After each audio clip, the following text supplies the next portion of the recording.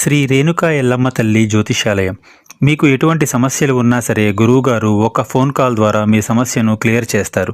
ఆర్థిక సమస్యలు, అప్పుల బాధలు, సంతాన సమస్యలు, విదేశీ ప్రయాణాలు, కోర్టు సమస్యలు, భార్యాభర్తల మధ్య కలహాలు, ప్రేమ సమస్యలు, రియల్ ఎస్టేట్ సమస్యలు, నమ్మిన వ్యక్తి మోసం చేసిన సమస్యలు, మీకు ఎటువంటి సమస్య ఉన్నా సరే 100% గురువుగారు మీ ప్రాబ్లంని క్లియర్ చేస్తారు. ఒకసారి గురువుగారికి కాల్ చేయండి.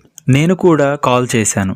గురువుగారు నా సమస్యను క్లియర్ చేశారు. స్త్రీ పురుష వశీకరణం 100% చేయబడును.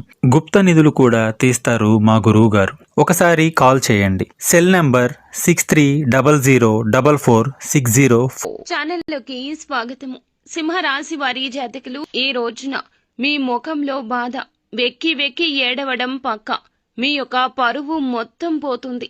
ఈ యొక్క సంఘటన జరగక మానదు. ఇలా ఈ రోజున ఈ సంఘటనలు ఒకదాని వెంబడి ఒకటి జరగబోతున్నాయి.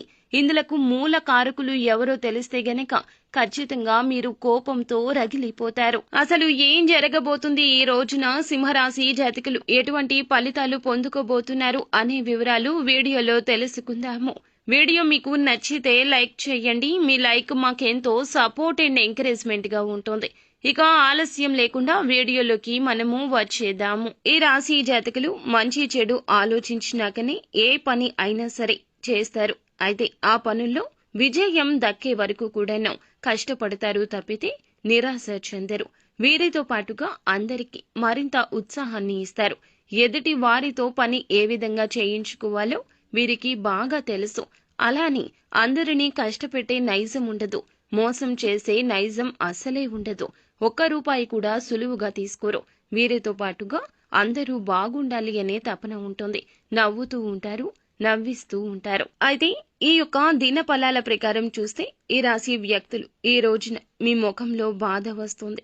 ఎంత దాచినా దాగదు. పరువు పోయే ఒక సంఘటన ఈ అవకాశం కనిపిస్తుంది. చెయ్యని తప్పుకు ఒక నింద అమాంతం మీ మీద వచ్చి పడుతుంది. ఈ యొక్క నిందను మోయలేక మీ గుండె బరువుతో బాధపడుతుంది. మీరు పనిచేసే చోట కావచ్చు, అది వ్యాపారం కావచ్చు, ఉద్యోగము కావచ్చు, ఎక్కడైనా సరే ఇరుగు పొరుగు కుటుంబ సభ్యుల ద్వారా కూడా కావచ్చును ఒక ఆరోపణ అయితే తప్పక ఎదుర్కొంటారు. ఆ ఆరోపణ నిజం కాదని మీకు తెలుసు. అలాగే మీ ప్రియమైన వారికి తెలుసును. ఈ సమయంలో కుటుంబ సభ్యుల మద్దతు ఎంతో ఉంటుంది. కానీ ఒక పక్క మీ బాధ మీకు ఉంటుంది. ఆలోచిస్తూనే ఉంటారు, అతిగా ఆలోచిస్తూనే ఉంటారు. ఈ యొక్క సంఘటన జరగకుండా ఉండాల్సింది అంటూ ఆలోచిస్తూ ఉంటారు. మనోవేదన అధికమైపోతుంది. పరువు పోతుంది. ఒక ఆరోపణ ఎదుర్కోవాల్సిన స్థితిగతి కనిపిస్తుంది. ఈ ఆరోపణ నిజం కాదని నిర్భయంగా మాట్లాడండి. ఏడ్చి ఆ యొక్క సమస్యను పరిష్కరించుకోలేరు కదా, ఆ విషయాన్ని గమనించండి.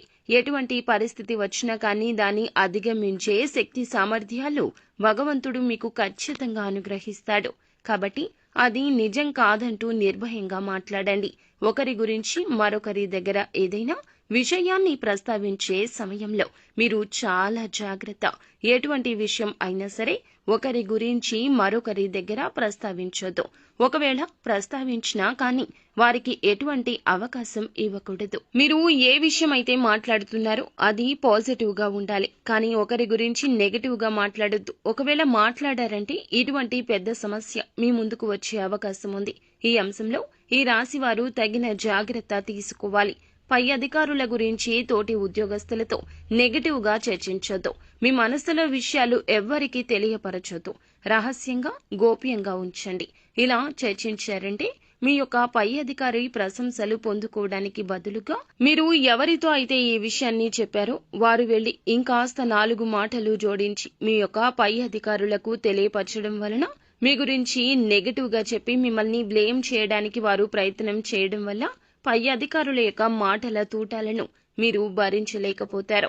ఇటువంటి వారి విషయంలో కూడా ఈ రాశి వ్యక్తులు తగిన జాగ్రత్త తీసుకోవాలి. ఈ యొక్క జాతకం ప్రకారం చూస్తే గనక చాలా రోజులుగా ఏదైనా ఆర్థిక సమస్యతో బాధపడుతూ ఉంటే గనక ఈ రోజు ఆ సమస్య నుంచి బయటపడే మార్గం కూడా మీకు కనిపిస్తుంది. ఎవరైనా అనారోగ్య సమస్యలతో బాధపడుతుంటే ఈ రోజు కాస్త ఉపశమనం లభిస్తుంది. కుటుంబ సభ్యులతో సరదాగా సమయం గడుపుతారు. కొంతమంది విహార యాత్రలకు వెళ్లే అవకాశం కూడా ఉంది.